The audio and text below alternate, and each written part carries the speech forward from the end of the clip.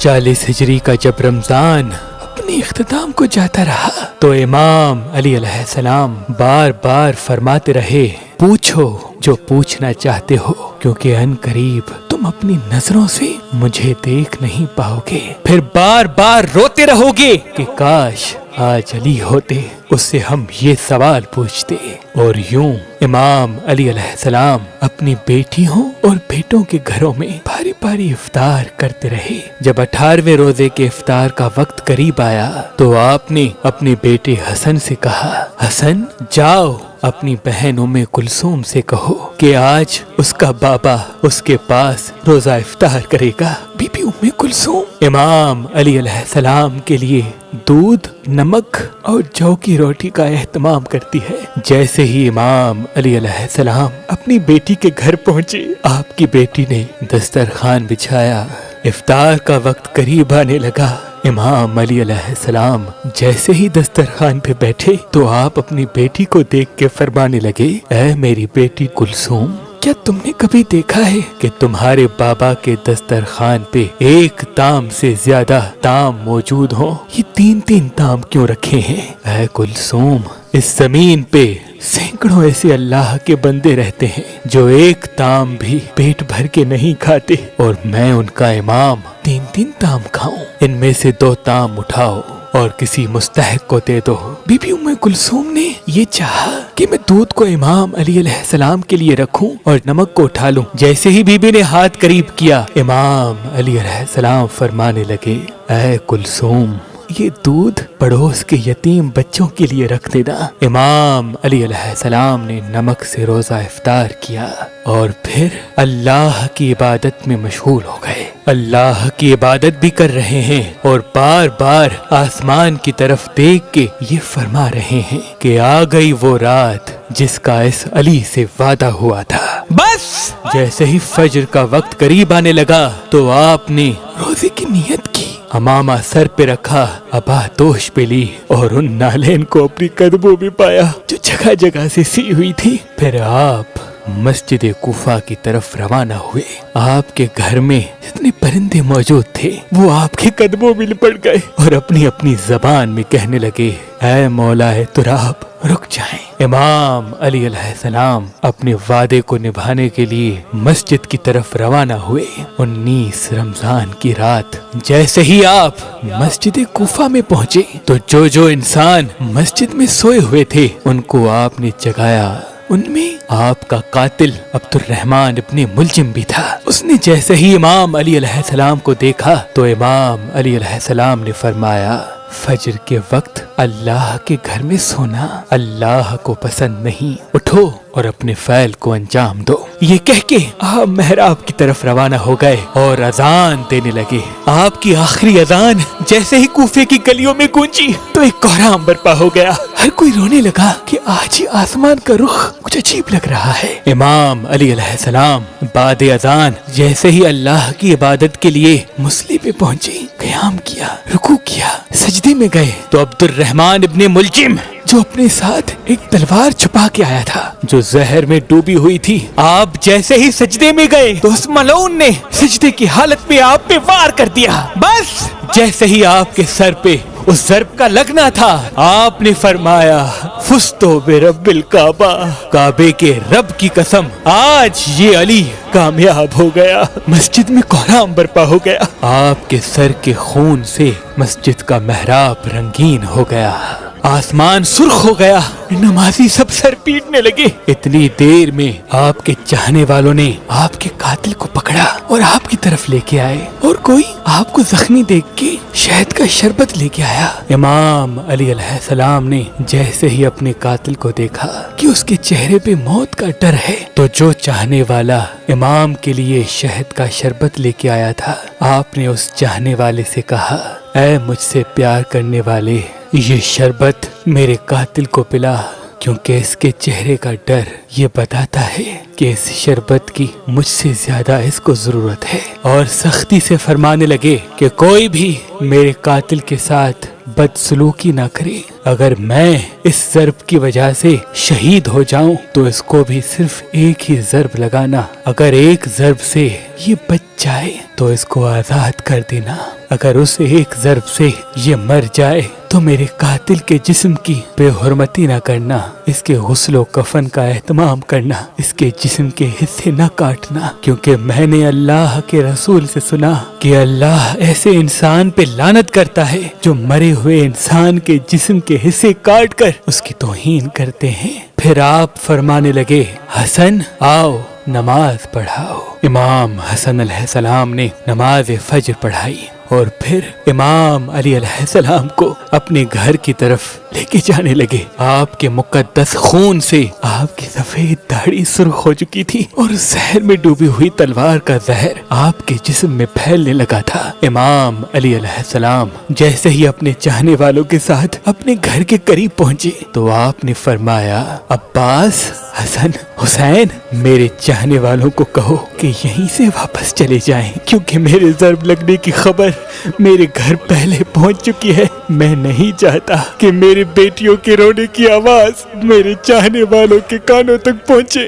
تمام صالحین کو اپنے اپنے گھروں کے لیے واپس پلٹایا گیا۔ امام علی علیہ السلام جیسے ہی گھر پہنچے تو بی بی زینب و ام کلثوم رونے لگی، گھر میں کوہرام برپا ہو گیا۔ آپ نے فرمایا، گھبراؤ نہیں، اللہ کے ہر فیصلے میں مصلحت ہوتی ہے۔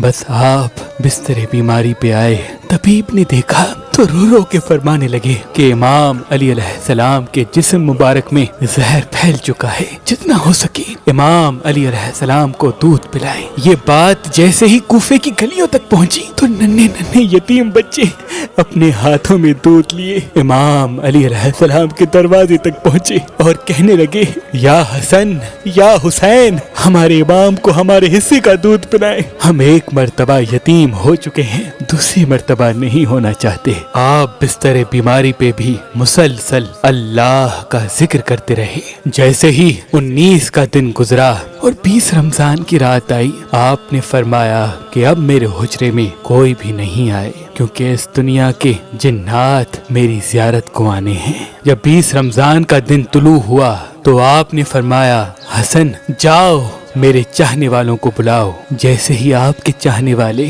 آپ کے قریب پہنچے، وہ دیکھیں امام علی علیہ السلام کا چہرہ مبارک پورے جسم میں زہر پھیلنے کی وجہ سے زرد ہو چکا ہے۔ آپ نے فرمایا، پوچھو آج بھی علی تمہارے ساتھ ہے، میں زمین کے رستوں سے زیادہ آسمانوں کے رستے جانتا ہوں، پوچھ لو، کیونکہ جب تم اپنی آنکھوں سے مجھے نہیں دیکھ پاؤ گے تو بار بار پچھتاؤ گے کہ کاش کچھ اور پوچھ لیتے۔ آپ کی عقیدت مند زارقطع رونے لگے۔ کسی نے آپ سے سوال کیا، کسی نے آپ سے جواب لیا، کوئی صرف آپ کی زیارت کرتا رہا۔ جب سارے لوگ چلے گئے تو پھر آپ نے فرمایا، حسن ہمارے پورے خاندان کو جمع کرو۔ جب سارے خاندان کے افراد آ گئے، آپ فرمانے لگے، اب اس خاندان کا وارث حسن ابن علی ہے، جو حسن کہے وہ تم سب ماننا۔ اور امام حسن سے فرمایا، اے میرے بیٹے حسن، اپنے نانا کی صلح حدیبیہ کو یاد رکھنا، جہاں تک ہو سکے انسانوں میں امن اور محبت کا خیال رکھنا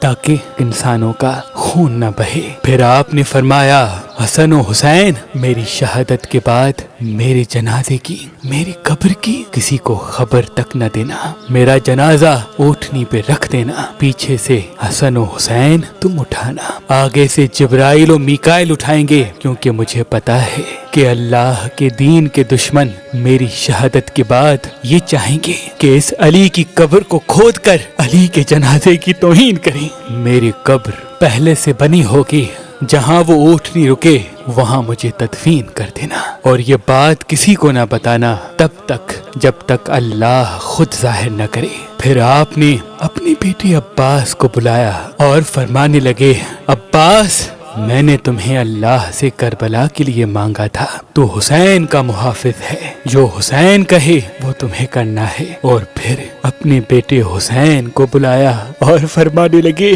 حسین، تمہاری شہادت کی خبر تمہارے نانا نے تمہاری پیدائش کے وقت ہی سنا دی تھی۔ حسین، تمہیں کرب و بلا میں 3 دن کا بھوکا پیاسا رکھ کے قتل کیا جائے گا، تمہارے بچوں کو، بھائیوں کو، ساتھیوں کو تمہارے سامنے ہی مارا جائے گا۔ حسین، حسین، تمہاری لاش پہ گھوڑے دوڑائے جائیں گے، تمہاری شہادت کے بعد میری بیٹیوں کو، تمہاری بہنوں کو، ہمارے گھر کی عورتوں کو اسی کوفے اور شام میں پھرایا جائے گا، ان کو پتھر مارے جائیں گے۔ حسین، جب تمہارا آخری وقت ہو اور الوداع کہنے بیبیوں کے خیمے میں آؤ تو اپنی بہنوں کے بازو چوم کے یہ کہنا کہ بابا نے کہا تھا کہ اسلام کے لیے ہر غم سہنا اور اسلام کے پرچم کو ہمیشہ بلند رکھنا، ہر موڑ پہ اللہ کے رسول کی نبوت کی گواہی دینا۔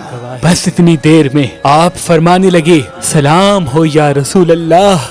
گھر میں کوہرام برپا ہو گیا، سب فرمانے لگے، یا علی، کیا ہمارے ساتھ رسول پاک ہے؟ امام علی علیہ السلام نے فرمایا، ہاں، اللہ کے رسول اور تمہاری ماں فاطمۃ الزہرا مجھے لینے آئے ہیں۔ یہ کہہ کے آپ نے اپنی مبارک آنکھیں بند کی اور گھر میں ماتم کی صدائیں بلند ہو گئی اور یوں حسنین یتیم ہو گئے۔ آپ کی شہادت کے بعد آپ کی وصیت پہ عمل کرتے ہوئے آپ کے جنازے میں کسی کو بھی شریک نہیں کیا گیا۔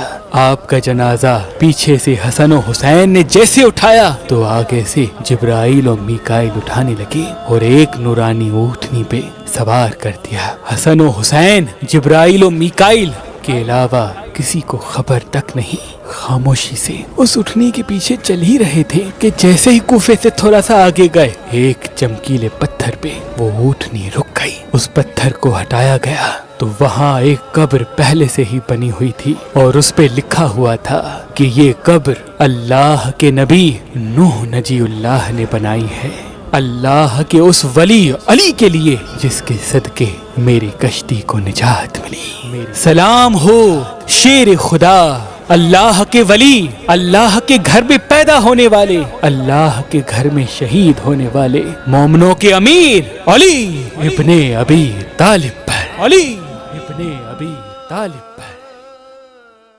ناد علی اللہ کا معجزہ ہے اور عقیق پتھر مومن کی نشانی ہے۔ امام جعفر صادق علیہ السلام نے فرمایا کہ ہر مصیبت کو عقیق پتھر اپنے اوپر لے لیتا ہے اور پہننے والا اللہ کی پناہ میں آ جاتا ہے۔ اور شاہ شمس تبریز اپنے عقیدت مندوں کو عقیق پتھر پہ ناد علی لکھ کے دیا کرتے تھے اور یہ فرماتے تھے، یہ ناد علی والا عقیق اپنی شمس والی انگلی میں پہنا کرو، اللہ کے کرم سے تم ناکامی سے نجات پاؤ گے۔ اور وہ ہمارے بچے جو رات کو ڈرتے ہیں، وہ ناد علی والا عقیق اپنے تکیے کے نیچے رکھیں، انشاءاللہ وہ اللہ کی پناہ میں رہیں گے۔ تو ابھی فون اٹھائیں اور دیے گئے نمبر پہ کال کر کے یہ ناد علی والا عقیق حاصل کریں۔ اگر ہمارا نمبر آپ کو مصروف ملتا ہے تو آپ ہماری اپلیکیشن جو گوگل پلے اسٹور اور آئی فون ایپ اسٹور پہ موجود ہے وہاں سے، یا ہماری ویب سائٹ مہربانعلی.com وہاں سے بھی ناد علی والا عقیق حاصل کر سکتے ہیں۔ اللہ تمام مومنین کو سلامت رکھے، اللہ تمام مومنین کو سلامت رکھے۔